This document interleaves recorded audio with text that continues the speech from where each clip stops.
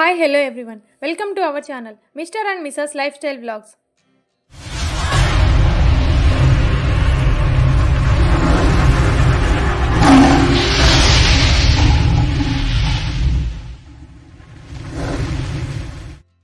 వసంత పంచమి అంటే ఏమిటి? ఈ రోజున సరస్వతీదేవిని ఎందుకు పూజిస్తారు? అలాగే వసంత పంచమి యొక్క విశిష్టత గురించి ఈ వీడియో ద్వారా పూర్తిగా తెలుసుకుందాం. వసంత పంచమి మాఘశుద్ధ పంచమి నాడు జరపబడుతుంది.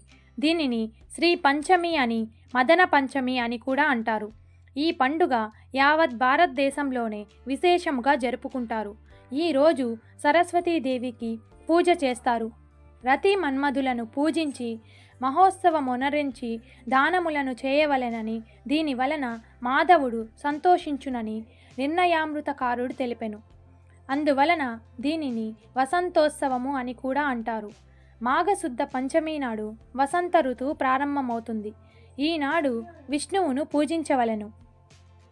సరస్వతీదేవి మాఘ పంచమి నాడు శ్రీ పంచమి పేరిట ఆరాధిస్తారు. సర్వ విద్యలకు ఆధారం వాగ్దేవే కనుక చిన్న పెద్ద తేడా లేకుండా పుస్తకాలు, కళాలు అమ్మవారి దగ్గర పెట్టి ఈ రోజున ఆరాధిస్తారు. సంగీత, నృత్య, సాహిత్యాలకు కూడా ఈ దేవియే మూలం కనుక ఈ తల్లిని నృత్యకేలి విలాసాలతో స్తుతిస్తారు. ఈ శ్రీ పంచమినే వసంత పంచమి అని, మదన పంచమి అని అంటారు. ఈ తల్లిని జ్ఞాన ప్రాప్తి కోసం ఆరాధించమని బ్రహ్మవైవర్త పురాణం చెప్తుంది. ఈ శ్రీ పంచమి నాడు సరస్వతిని ఆరాధించే విధి విధానాలను నారదునకు శ్రీమన్నారాయణుడు వివరించినట్లు దేవీ భాగవతం చెబుతుంది. మాఘమాసం శిశిర ఋతువులలో వసంతుని స్వాగత చిహ్నంగా ఈ పంచమిని భావిస్తారు. ఋతురాజు వసంతుడు కనుక వసంతుని ప్రేమను కలిగించేవాడు. మదనుడు కనుక మదనుణ్ణి అనురాగవల్లి అయిన రతీదేవిని ఆరాధన చేయడం కూడా శ్రీ పంచమి నాడే కనపడుతుంది. వీరి ముగ్గురిని పూజించడం వల్ల వ్యక్తుల మధ్య ప్రేమాభిమానాలు కలుగుతాయి. దానివల్ల జ్ఞాన ప్రవాహాలు ఏర్పడతాయి. అమ్మ దగ్గర అక్షరాభ్యాసం చేయిస్తే పిల్లలు జ్ఞానరాశులవుతారు. సరస్వతి ఆరాధన వల్ల వాక్శుద్ధి కలుగుతుంది. అమ్మ కరుణతో సద్బుద్ధిని పొందుతారు. మేధ, ఆలోచన, ప్రతిభ, ధారణ, ప్రజ్ఞ, స్ఫురణ శక్తుల స్వరూపమే శారదాదేవి.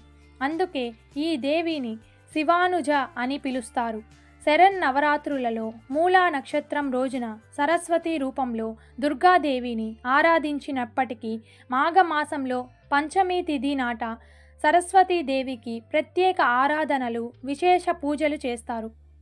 చంద్రికా, చంద్రవదన, తీవ్ర, మహాభద్ర, మహాబల, భోగద, భారతి, భామ, గోవింద, గోమతి, శివ అని ప్రతిరోజు కానీ, పంచమి నాడు సప్తమి తిథులలో కానీ, సరస్వతి జన్మ నక్షత్రం రోజు కానీ పూజించిన వారికి ఆ తల్లి కరుణా కటాక్షాలను పుష్కలంగా లభిస్తాయి. అహింసకు అధినాయిక అయిన సరస్వతీదేవి. సరహ్ అంటే కాంతి, కాంతినిచ్చేది కనుక సరస్వతి అయింది. అజ్ఞాన తిమిరాంధకారాన్ని దూరం చేసి విజ్ఞాన కాంతి కిరణ పుంజాన్ని వెదజల్లే దేవతయే సరస్వతీదేవి. ఈ అహింస సామూర్తి తెల్లని పద్మములలో ఆసీనురాలై వీణ, పుస్తకం, జపమాల, అభయ ముద్రలను ధరించి ఉంటుంది. అహింసామూర్తి కనుకనే ఈ తల్లి చేతిలో ఎటువంటి ఆయుధాలు ఉండవు. జ్ఞానకాంతిని పొందిన వారికి ఆయుధాలు అవసరమేమీ ఉండదు కదా.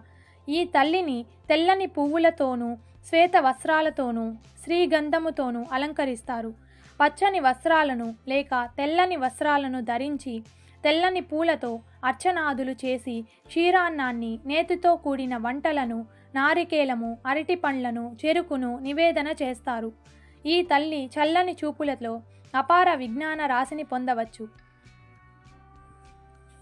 వాగేశ్వరి, మహాసరస్వతి, సిద్ధ సరస్వతి, నీల సరస్వతి, ధారణ సరస్వతి, పరాసరస్వతి, బాల సరస్వతి ఇలా అనేక నామాలున్నప్పటికీ సామాంపాతు సరస్వతి అని పూజించేవారు ఈ తల్లికి ఎక్కువ ప్రేమ పాత్రులవుతారు.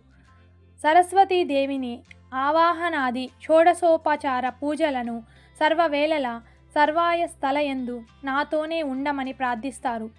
వ్యాస వాల్మీకాదులు కూడా ఈ తల్లి అనుగ్రహంతోనే వేద విభజన చేయడం, పురాణాలు, గ్రంథాలు, కావ్యాలు రచించడం జరిగిందంటారు. పూర్వం అశ్వలాయనుడు, ఆది శంకరాచార్యులు కూడా ఈ తల్లిని ఆరాధించి ఉన్నారు.